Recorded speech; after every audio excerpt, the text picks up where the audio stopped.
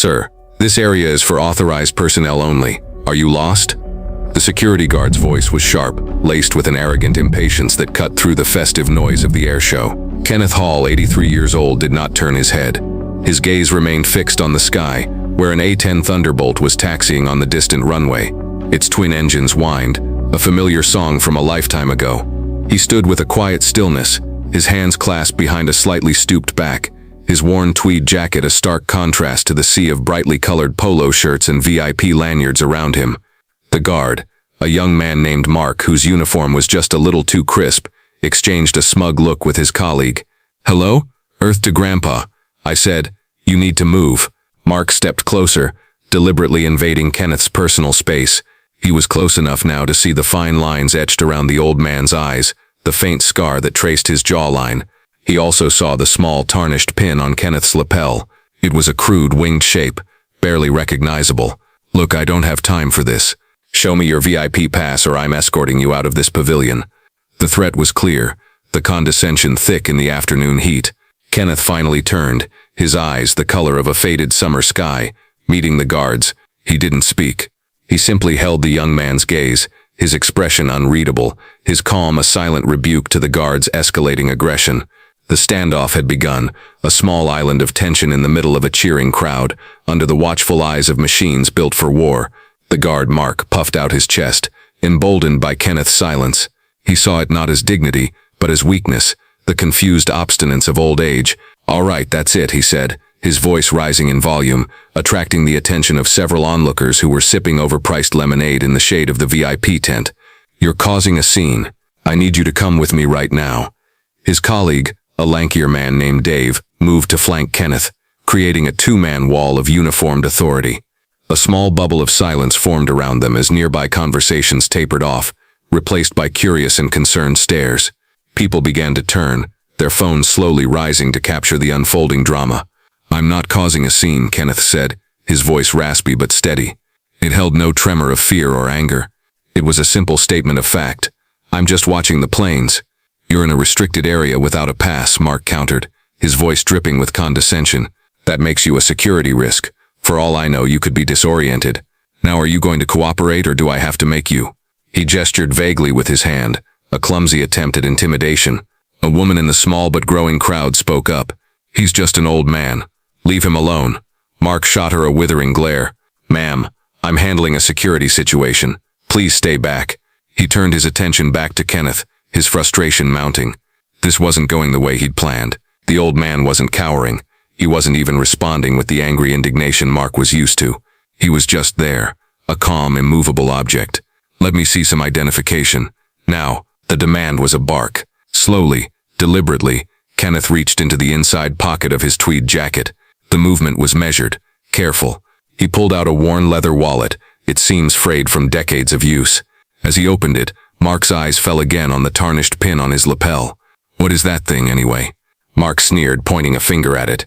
"Did you win that at the county fair?" As Kenneth's fingers brushed against the worn leather of his wallet, the guard's mocking question about the pin on his lapel seemed to hang in the air, charged and heavy. The glint of the sun off the cheap security badge, the smell of popcorn and jet fuel, the distant voice of the airshow announcer. It all faded into a dull roar. For a fraction of a second, the world shifted.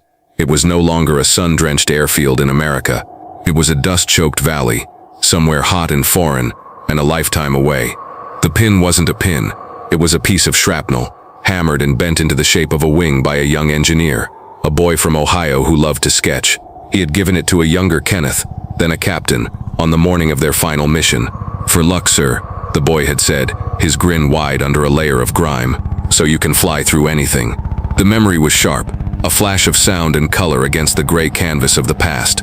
The percussive thud of helicopter blades chopping the air, the taste of grit on his teeth, the weight of the makeshift wing in his palm. It was the last time he had seen the boy smile.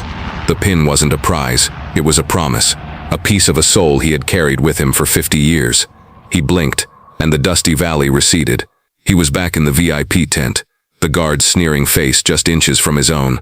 But the calmness in Kenneth's eyes had been replaced by something else, a deep, immeasurable sorrow that the young guard was too blind to see. Standing near the edge of the now rapt crowd was a man in his late 40s named David. He wore a simple polo shirt and a baseball cap, but his posture was ramrod straight, and his eyes, unlike the others, were not just watching a spectacle, they were assessing a situation. He had served 2 tours as a crew chief on C-130s, and he recognized the look on Kenneth's face. It was a look of profound, unshakable control, a stillness forged in places Mark the security guard couldn't even imagine. He also recognized the injustice. It was a familiar, ugly scene, age and wisdom being mistaken for frailty and confusion. When Mark demanded Kenneth's identification, David pushed slightly closer. He heard the old man's name as he reluctantly handed over his driver's license. Kenneth Hall, Mark read aloud, his voice dripping with mock formality. Well, Mr. Hall, your address is on the other side of the state. You're a long way from home. Maybe you should be heading back. The name struck David like a lightning bolt. Kenneth Hall.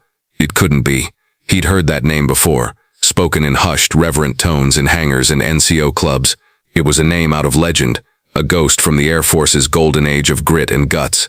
It seemed impossible that the man in the tweed jacket, the man being harassed by a mall cop wannabe, could be the Kenneth Hall. But the face, the age, the quiet dignity, it all fit. A cold fury rose in David's chest. He knew he couldn't intervene directly. It would only escalate the situation and add to Kenneth's humiliation.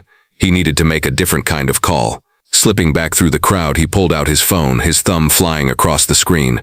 He had a number he rarely used, a direct line to the airbase's public affairs office, a contact he'd kept from his service days. The phone rang twice before a crisp voice answered. Colonel Evans' office. This is David Reed, he said, keeping his voice low and urgent. I need to speak with the colonel. It's an emergency concerning a distinguished guest at the air show. The colonel is busy preparing for the A-10 demonstration, sir. Can I take a message? The aide replied, her tone professionally dismissive. Listen to me, David insisted, the fury now sharpening his words. There is a man here, in the main VIP pavilion, being harassed by your civilian security. They're about to throw him out. His name is Kenneth Hall. There was a pause on the other end of the line. For a moment, David thought he'd been disconnected. Then the aide's voice came back, all traces of dismissal gone, replaced by a sudden sharp intake of breath. Say that name again, please. Hall. Kenneth Hall.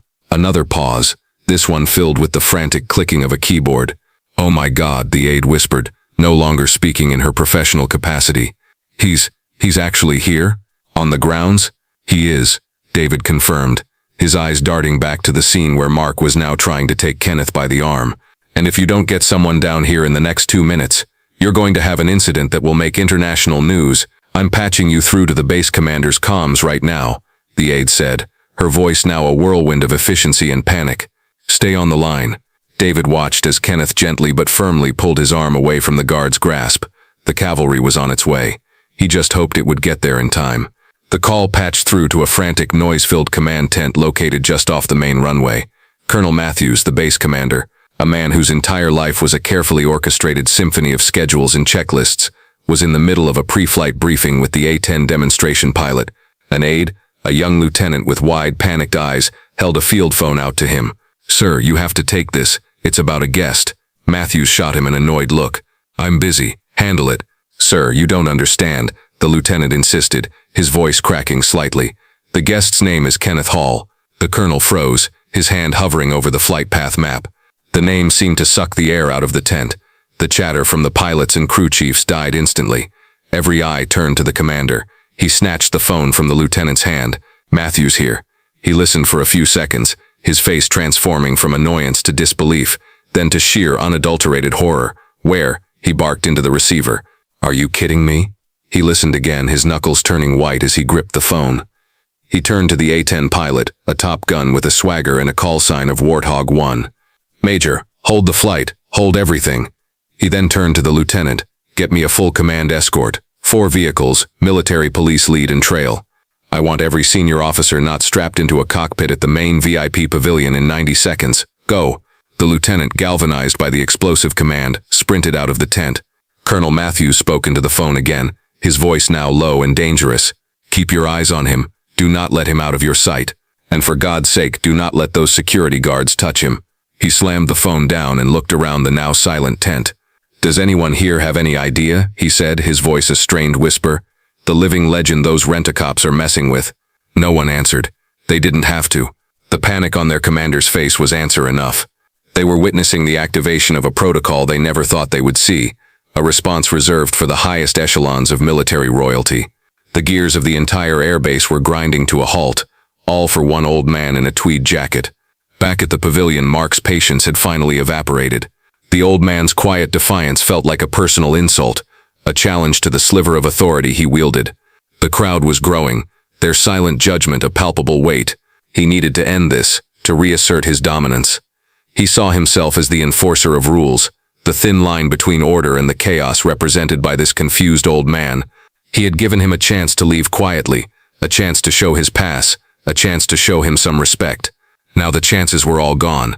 "That's it, old-timer," Mark said, his voice taking on a hard, cruel edge. "You've been warned."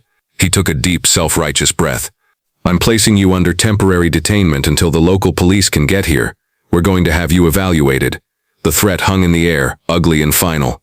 To the crowd, it was a horrifying overreach, threatening a harmless senior citizen with a psychiatric hold. To Mark, it was the perfect solution, a way to remove the problem and justify his actions. He reached out, his hand clamping down on Kenneth's upper arm. The tweed jacket was thin, and he could feel the frail-seeming bone beneath. A gasp went through the crowd. This was it, the moment the confrontation became physical, the point of no return. "You are coming with me now," Mark gritted out, starting to pull. But Kenneth didn't move. He stood his ground, not with strength, but with an immense, immovable weight. And in that precise moment, a new sound sliced through the air. It wasn't the roar of a jet engine. It was the sharp, piercing wail of sirens, and they were getting closer, fast. Just as Mark's grip tightened on Kenneth's arm, the shriek of sirens became deafening. The crowd instinctively turned and parted. A convoy of 4 black Air Force official vehicles, led by a military police cruiser with flashing lights, screeched to a halt on the service road bordering the pavilion. Doors flew open before the vehicle